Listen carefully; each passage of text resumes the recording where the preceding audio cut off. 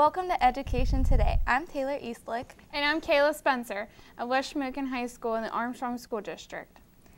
Today we're going to take a look in at the valuable group that helps out our school district in many ways every year. You may have heard of programs such as Do, Re, Mi, which puts instruments in the hands of students who otherwise may not be able to afford them. You may also have heard of a number of monetary grants that teachers are awarded each year. These grants help bring cutting-edge initiatives alive in our classrooms. Last year, we discussed how the group helped get a state-of-the-art weatherbug camera installed in the district. The group responsible for all this is the AHS-TV Foundation in partnership with the district's very own faculty and other major community businesses. The AHS-TV is a nonprofit organization that helps raise money to provide Armstrong School District students with enriching and exciting programs that might not otherwise be funded by local tax dollars. To talk more about this today, we have a few of our organization's trustees. They are Mr. Kirk Lorgan, Vice President of the AHS-TV Foundation, and Mr. Chris Garetano, who is the Executive Director of the Foundation. Welcome to Education Today. Please tell us briefly about yourselves and your roles with the Foundation, how long you've served, and any kind of background you'd like to share. Start. I'm Kirk Lurigan. I'm the Vice President of the Foundation. I have been an assistant principal and principal in the Armstrong School District for 9 years. I joined the Foundation 2 years ago, 3 years ago actually, and have really enjoyed my time there. From the community, I graduated high school from the Armstrong School District, was excited to come back to work here. And I think the Armstrong School District Foundation is the best thing I do. The opportunities we offer faculty and students is they're just endless. So it's really a good time and a lot of good things that we do, and I enjoy it a lot. And I'm Chris Garetano. I serve as Armstrong School District's multimedia technician. I've been in the district for about 5.5 years now. And with the AHS-TV Foundation, I've been involved there for about 2.5 years. I was originally brought in as a liaison from the school district to the foundation, and they then promoted me to an extent to be the executive director of the foundation, which is the post I hold now. The group is made up of, and we're going to talk about this, of a lot of great people, and what we do is invaluable to the school district and the students, so I enjoy it quite a lot. And you know, there's just, in my position, I'm fortunate enough to have the ability that when our grants are awarded, I actually go to the classrooms to award teachers their checks when their grants are awarded, and to see the way how excited they get again. You know, it's like a lot of refer to it being like Christmas morning for them. So there's really nothing that makes you feel better than being able to help out teachers who are trying to make life better for our students. So. Mr. Lorgan, what is the main objective of the AHS-TV Foundation? We touched briefly already on whatever we can do for students and teachers that otherwise wouldn't be afforded through the regular school district budget. We try to come up with innovative ideas, and we ask the teachers to do that, and we try to fund those projects. You had mentioned the weather bug and things like that. Those are things that the district wouldn't have if it weren't for the AHS-TV Foundation. So increasing educational opportunities, whether they be in the classroom, extracurricularly, those really are our major goals to help out the students in the district. Tell us about some programs the AHS-TV Foundation offers and some stories about how they're benefiting the students. Well, there's a lot of different things, initiatives that the foundation tries to take on every year. There used to be, and we still to an extent have, a future wish list, which you can find off of the district's main webpage. To the far right, there's a foundation tab there that says about how different initiatives that we hope to eventually fund in the future. But some of the things, the traveling planetarium, which we've talked about, which gives students the opportunity, you're basically in a big inflatable dome. And when you're in there, there's a camera that projects constellations and different things from space up in the side of this dome. It's completely dark. And I actually, just this year, got the opportunity to kind of experience that firsthand. And it is kind of a neat thing that is utilized with some of our science classes, mostly in the primary buildings. A couple of the secondary teachers will use it as well. We have the Do-Re-Mi program, which we're going to talk about a little bit later, getting instruments into the students' hands who may not be able to afford them otherwise. Of course, our educator grants that we do twice a year, once in the fall and once in the winter. We have variety of different initiatives that we're going to talk about actually in this show. Last year, we mentioned iPad carts that we help fund and get into the classrooms, and we're starting a new process where every year we're going to try to add an iPad cart into another building to get them more mainstream. And we're going to talk about a series of things, and this show is actually airing in the midst of a series of shows we're doing that is going to highlight the different grants that were awarded last year. So I don't know if you had anything to... No, it's good. I think you covered it all. Okay. Mr. Garatano, there are many ways in which a foundation receives and can receive money from a variety of donors. For those who may be interested in donating, how can they go about that?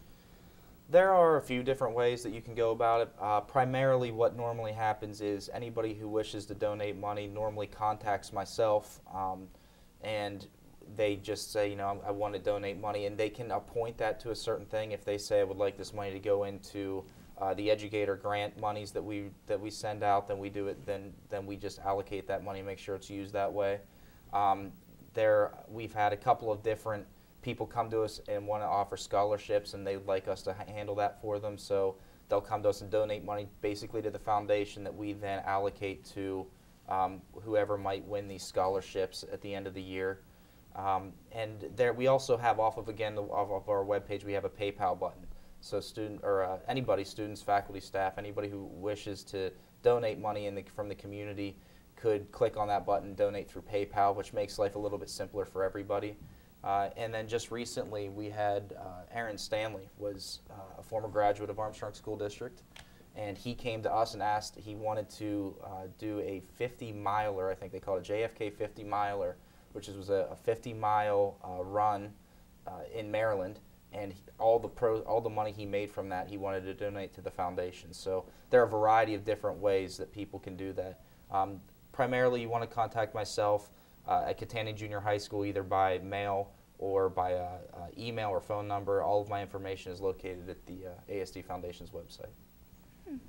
Earlier you mentioned about the educator grant initiatives. Can you give us some examples of what new ideas have popped up this year? This year, every year we get a series of different grants that come forward, and it's one of the cool parts I think about what we do is we get to see all these different creative initiatives. My position when these grants come in is I have to make sure we have a committee that votes on these grants and decides which ones they want to approve. And part of my job is to make sure that when these grants are reviewed that they're kept basically anonymous. So I white out whoever writes them, and it allows us the ability to judge these without any kind of say, you know, for example, if you work with the person in a particular building. But we've had, over the course of the last 2 years, we've had a couple of different cool ideas. One of them coming about a grant that was written for iPads last year, which led to an iPad cart that we ended up getting donated.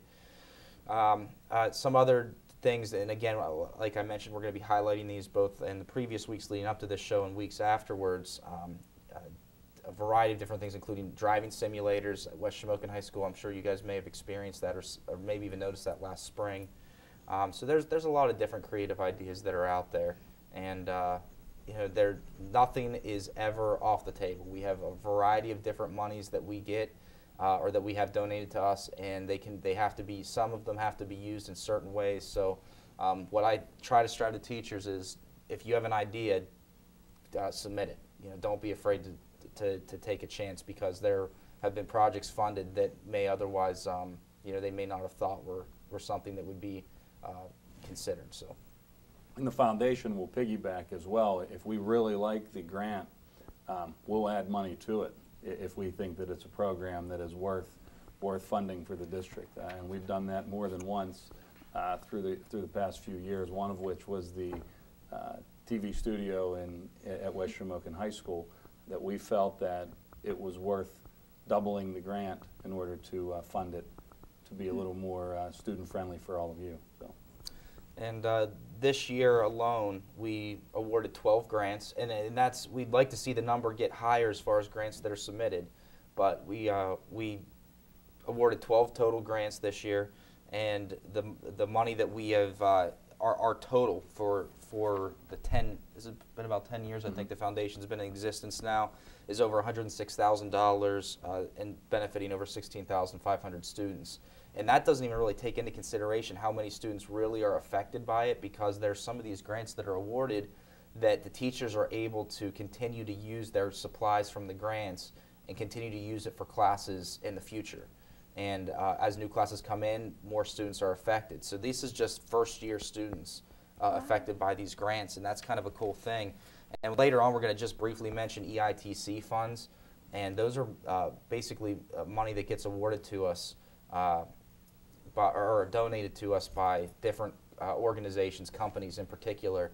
And in that money alone, outside of what the foundation receives from just general donors, we awarded $16,000 through EITC funds.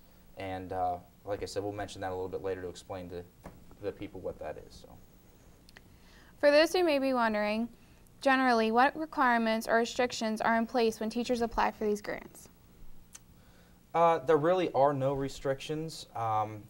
The only guidelines that are in place is that any teacher who is awarded a grant at the end by, I think it's the end of April or end of May, I forget which deadline I built in, they have to submit photos of their grant in action, and they also have to do a grant summary, basically telling us how, you know, when they write their grants, they tell us this is what we expect to accomplish and what we expect to do. At the end of the year, they need to give us a summary saying, okay, what was accomplished and what did you pull from this? So they have a little bit of homework that they have to do with these grants as well. And basically, as a foundation, we need that, especially with these EITC funds. We have to report in the exact way the money was used. And these summaries and reports help us to put together packets of information that we then have to send on to the state administrators who work with these different funds. But generally, no restrictions. You know, if you have an idea, submit it. That's the best thing we can tell you to do. In the fall, we had, I think, maybe 6 applications total get submitted, and we really got out there and tried to tell people, listen, submit these things because you never know what could happen. And in the winter session, we ended up with at least 12 or 14 that were submitted, and more than half of those were awarded. So.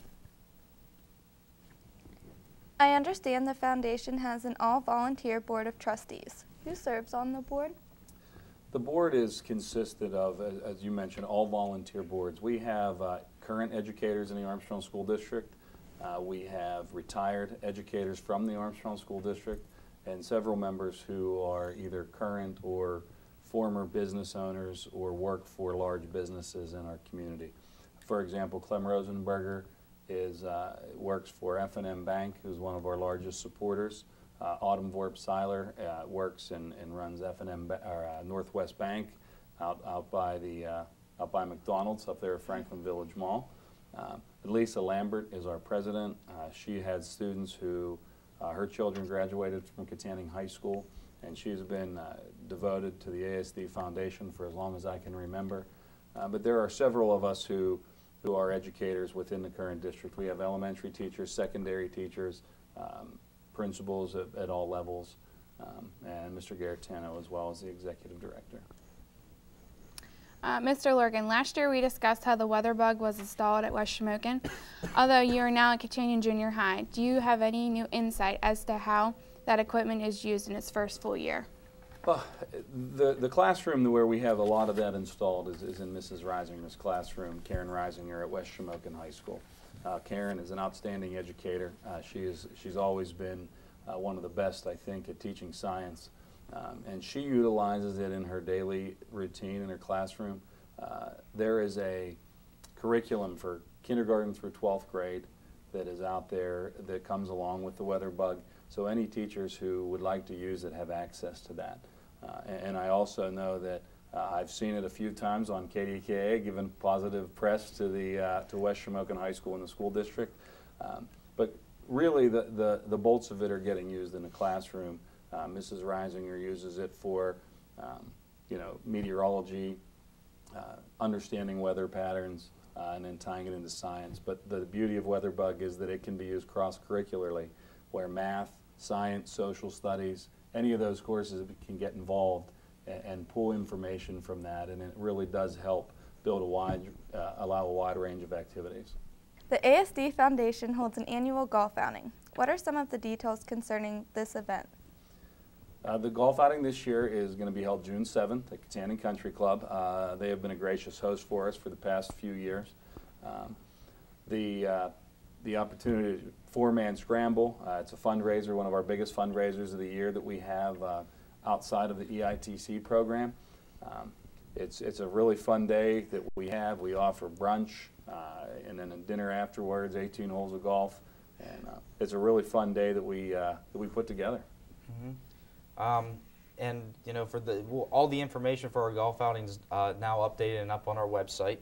And just for some information, I know I don't want to slight anybody, but every year we have a series of different donors that come forward, and we have 4 different levels of major donations that we call platinum, gold, silver, and bronze. And last year, our gold and platinum sponsors, which means they donated either $1,500 or $1,000 to the foundation, and then that pays for their dinner and their golf and their foursome and all of that. L.R. Kimball, Fagan Sanitary Supply, and Piper Jaffray were 3 companies that came forward in the platinum and gold category. And F&M Bank also came in the silver donation area, which is $750. So there's a lot of different donations, and just because if you wanted to donate to the foundation, this is something that we maybe didn't mention, another way to donate. The outing, you can donate to that outing. You can donate everything from raffle baskets that we put together and then we give tickets away for, or you can just donate to the outing itself, even if you are not interested in golfing. And basically what we do then is we take that, and they, if they're sponsoring it but they don't really have a foursome, we may ask them if they have somebody in mind that they'd like to donate that foursome to, that kind of a thing. But foursomes, just in general, $375. And this year the event will kick off at 9:30. That will begin the registration and auction items. It'll also kick off, we have a brunch before the outing starts. We'll have an 11 a.m. Shotgun start, so to speak, a scramble tee off, and then immediately following we do the auction winners. And as Mr. Lorgan could tell you, he's extremely competitive in this, and there's always a first and second place and a last place winner. So I think this year he is revamping his teams to try to. Yeah, it's been 2 years since Mr. Lorgan's team has won, so it's time for me to get back at it again. So. Okay, we are going to take a short break, and then we'll be back with more of Armstrong School District's Education Today. Stick around.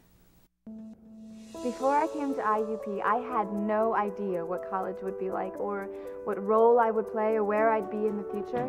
But when I came to IUP, everything changed. I met people who really made me feel like I belonged. I had great classes at a great nationally ranked university. Hi, my name's Megan Miller. I'm a fine arts major, and this is my university.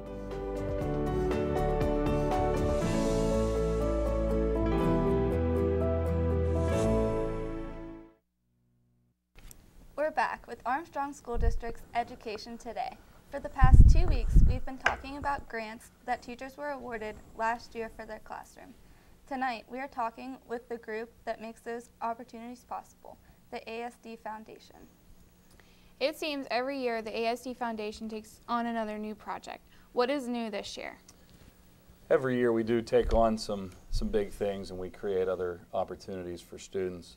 This year, one of our biggest concerns in the Armstrong School District and with the foundation is that the building project in the Armstrong School District for the new high school. Part of that process is that obviously we would like to see all the athletic complexes be on site. The ASD Foundation is going to begin a capital campaign, and when this show airs, I'm sure that we'll be well into that capital campaign to see if we can offset the costs of that, so we can have each and every one of our athletic facilities on campus.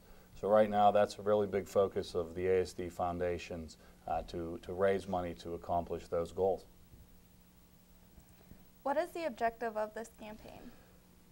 Sort of as I mentioned, it's to make sure that those athletic facilities are built and ready to go when the building opens. Right now, the projected date for the new high school in the Armstrong School District is in 2015-16. So that gives us seems like a long time when it's January or February of 2013, March 2013 to raise some money, but the amount of money that is going to be needed for this is a lot. So we're going to see what we can do to get those athletic facilities and offer opportunities for the students of the district that will be in that building to have the opportunity to play on site. How did it come about that the ASD Foundation decided to take on this endeavor? Well, Public schools across the state are struggling with funding. Funding's been cut in several areas. So the amount of money to complete the entire building project, which would include the fields, just isn't there. The foundation has taken it upon ourselves to see if we can help out with this. We met and we've been discussing this for a few months now, and we felt that it was our responsibility to see what we could do. So those of us sitting around the table decided that it was time to make a decision and move forward, and there are a handful of us that sit on a capital campaign committee. We're doing some work as we speak to get this thing kicked off and running. Where are you at in this process, and what are some of the benchmarks you've set moving forward? Well, right now we are at the starting points. The benchmarks are raising close to $8 million through the process to get this done. We've met with consultants, we've met with the architects, and we've now actually finished accomplishing our plan and how to move forward and begin to start meeting with people in order to see what types of donations and what kind of plans we have and what kind of monies are out there and available to us. This is obviously a huge undertaking.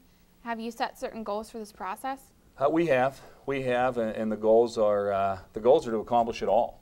You know, we're aiming big, and we'll be happy with anything. We'd like to see obviously the fall sports complexes taken first, because that way when the building's open, the fall sports, football, soccer, you know, volleyball's obviously going to be inside, but cross country, those sports, we want to make sure those are taken so the day we walk into that building is the day that the students can participate. But overall, the goal is to get it all done and ready to go for the opening of the building, and we'll see what we get and how that goes, and as the process moves forward, well, I'm sure we'll have other decisions to make as monies begin to come in. But ultimately, it's go for the gusto and get it all done. How do you plan to go about raising money for this capital campaign? There are several ways that we're going to handle this. A lot of it involves talking to local businesses, seeing what local businesses are willing to help the school district out, talking with alumni campaigns, former graduates who would be willing to give back to the community. As a former student, you know, I went to Katanning High School when Katanning and Ford City combined in 1990. And to be quite honest, I'd love to have seen it stay together back then. So I know as a student and an employee in the district now and a graduate that, you know, there are people out there who are happy to see things move forward and to give to a project like this. So that's one of the things is an alumni campaign, speaking to local businesses, as I had mentioned, and again, just looking at the monies that the foundation brings in to allot and attribute to this type of project. Most of it's going to be obviously through large donations from companies, and those are the things that we're hoping we can get done in order to make this happen. I'm sure there is some kind of incentive to donors of all sizes. What kind of incentives are you looking at offering donors? Well, you know, to start small, the incentives are, you know, if we do, say for instance, a brick campaign where we sell bricks and we can, you know, put names on bricks and it's in honor of or in memory of family members or things like that, and we'll put those places on campus that would be part of this project, and that could be a significant fundraiser. But the other opportunities are there that we would be giving naming rights to certain fields and to gymnasiums and those types of opportunities for certain funds of money and certain amounts. We haven't really decided on what those will be yet. But as we move forward with this project, those are the types of incentives. Is if you're a business and you'd like to do this, you'd like to get your name out there in some advertising, you know, we can work with that particular business on saying, okay, here's an amount of money that we're willing to offer the opportunity for that to happen. What fields will you attach naming rights to, and where may some of these bricks or memorials be located on the new school campus? Oh, really, we'll name anything. We'll name the tennis courts, we'll name the baseball field, the softball field, the soccer field, the football stadium, the field house, you know, anything, the gymnasiums. We will name those and give naming rights to all that. And the bricks and memorials will be At this time, once we actually get into this process, we'll make those final decisions. But our vision as a foundation is, as you're walking into, say, the football stadium, there are going to be a you know, an area where you will be walking in, and it'll be constructed with this project, and that's where we'll put a lot of those. Or perhaps at the entrance to the school in the gymnasium as they're going in there. But these are all things that we still have to work out with the architects and through the process. But that's the vision, is to have this so they can be seen by many, many people. How can people get in touch with you to make contributions or donations for the project? As Mr. Garatano had mentioned earlier, through any time you want to donate money through, you can do it through PayPal, and you can you know, earmark it for this project. Mr. Garatano, you contact him, send it directly to him at Katanning Junior High or through the administration building. And there are going to be many other ways as we discuss and start to meet with local businesses and people in the community that we will have different ways that they can donate as well. Is there anything else you'd like to add about this particular incentive? Yeah, that I think that it's very important for students to be involved in extracurricular activities, whether it be you know, athletics, whether it be music, whether it be student council, but all of these particular areas will benefit from this project. I'm very passionate about student involvement, students doing more things than just coming to school. Obviously, education is the main idea, and that's the most important thing that we can offer. But as we teach life lessons through K to 12, extracurricular activities teach valuable lessons. And I think it's just very important that people see that and help us get this accomplished.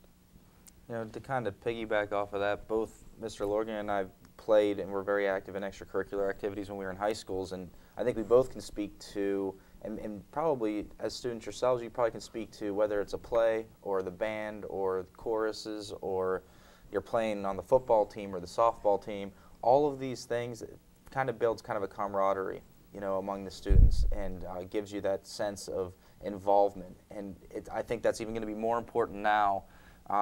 I do think a lot of the students will be receptive when this new school opens, but to have the facilities there where everyone's there, and the athletics and all these extracurricular activities are part of that school and part of that campus is, in my opinion, is vitally important. To have all of that there right on the campus and get that source of camaraderie and connectivity for all the new students that will be coming into this building. Finally, and again for our viewers, what are some of the deadlines that you're hoping to reach during this process?